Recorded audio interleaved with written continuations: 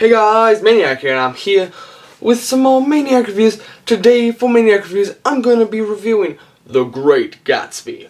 Gatsby. Who is this Gatsby? Well, I'll tell you on sport. He is somebody that I'm going to tell you about after the intro.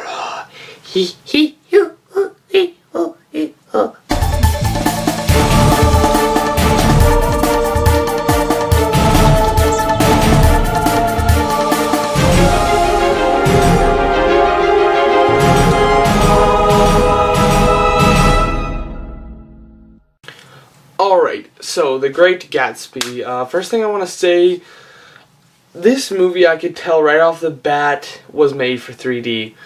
Plus I had heard about that.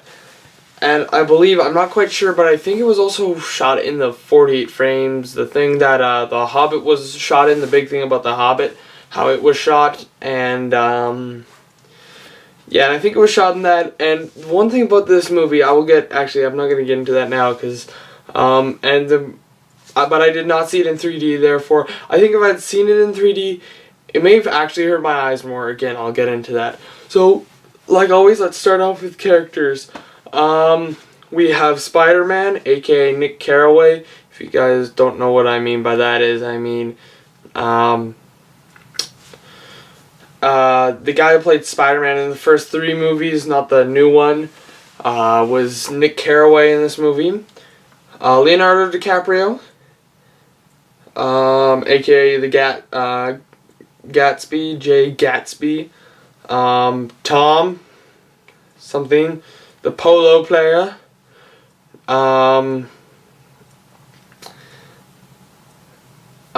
Daisy, the lover, and really it's kind of those 4. You have the little side characters here and there. But really that's it for this movie that you have for main characters, in my opinion. Storyline.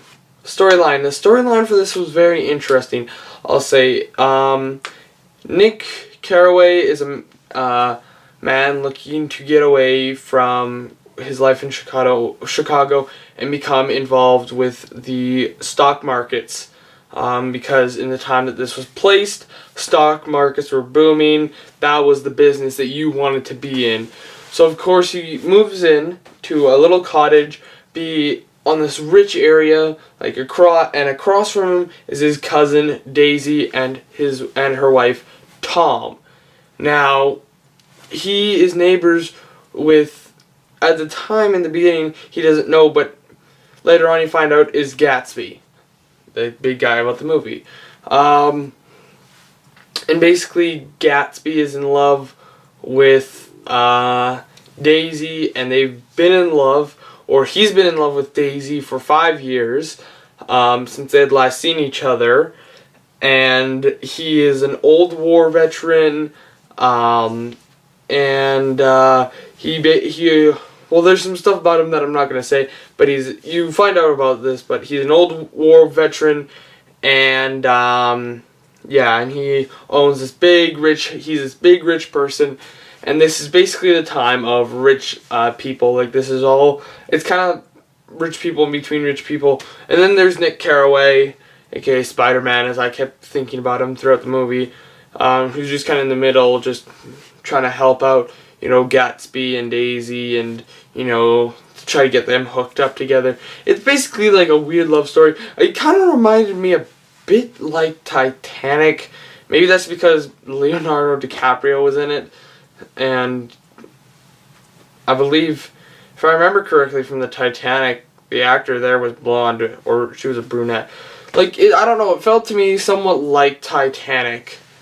Anyways, though, let's go into negatives and positives. I'm going to start off with positives.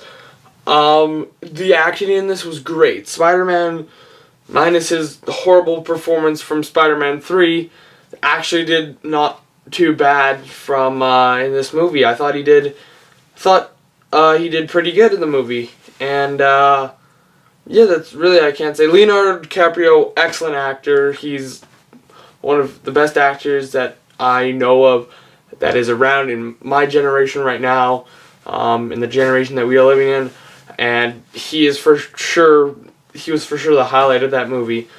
The way that it was shot was interesting, but it was visually abusing. And the reason why I say that is that there was a lot of color and a lot of loud noises, which kind of made the color kind of seem loud. It's kind of hard to explain, but I could imagine watching this in 3D and just my eyes were hurting because of how colorful it was already.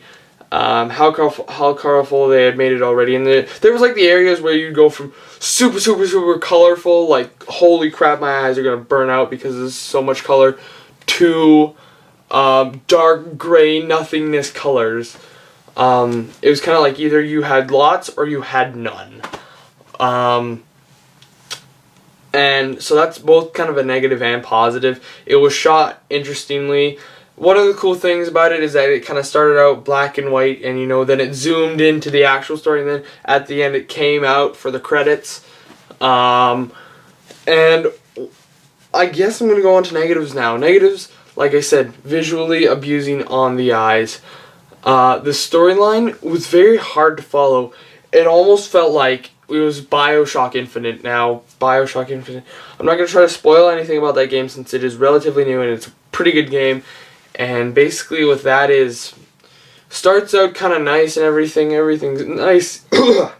Sorry about that. Everything's nice, there's nothing wrong. And then there's a point where everything just goes to crap. It's up, boom, straight down. There's no going back up. It's just straight down from there. And that's what this movie becomes. It's the first hour or two, hour to hour 30 minutes is up. Everything is down from there. And everything just goes to hell. The ending kind of reminded me of Bioshock. How it was just a mind blow along with the story. How it's all just like, although some people would be like, I get it, but I couldn't get the story, and the person that I went with, they had read the book, and now they've watched the movie. They got some of the key points of it. I'm going to go to the quick positive here. They did do like some motif stuff that I usually do not see in movies. I see more in books. And they did, from what I heard, follow the book pretty well. But either way, from what I know and from what I've heard, it's a pretty hard story to wrap your head around, and that's what I had my most problems with. And there is the fact that there seemed to be a lot of padding. Maybe that's just me, I don't know, but there was a part in it where, it goes through all this stuff, that happened to him in the past, and then you have that almost the exact same thing happen 30 to 45 minutes later. I don't know. And that happened once or twice for sure in that movie, possibly 3 times. But at least once or twice. And there's things like that you don't want to see in movies. And I know just kind of so you can get your head wrapped around the story, but even then the story's just going too fast and I couldn't get it at all. And like I said, it was visually abusing. You had parts where it was dark and gray and nothingness and just depressing. Then you had high points where it was beautiful, but your eyes felt like you were going to just start vomiting rainbows because of how, vibrant and everything was. So for this movie, I'm very torn because the acting was great. The storyline was hard to get around. There was some really bad stuff, but there was also the couple high points. But sadly enough, this movie's going to have to get a 3.1 on mine. That's because of how visually abusing it was. Now, maybe that's just my eyes, and how boring it was. Now, funny little fact, there was hardly anybody in the theater, and one of the persons ahead of us had fallen asleep, and they were snoring. They sounded like a chainsaw. It was kind of annoying because I was trying to watch the movie, but in the same fact, it shows you how bad the storyline was to the point where this person fell asleep. And I'm sitting in my chair trying to wrap my head around everything, trying to figure what the heck's going on. I had to get my the person that I was with to explain it to me, because I could not get the story. It was that, like, it's kind of one of those things where you need to have read the book and then you need to have watched the movie. Therefore, as a movie, I say 3.1. Too much stuff happened in it. Felt like it was just a lot of stuff was go, rush to. Like, there was a lot, to me it seemed like a lot of low points, but there were the couple high points, but sadly enough there was more low than there was high. Therefore, this is getting just a 3, actually, just not even 3.1, just 3, flat lined out. So I thank you guys for watching. Don't forget to subscribe, favorite, like, and all that fun stuff. I'll see you guys next time. Whatever I make, he's gonna drag on. Peace out.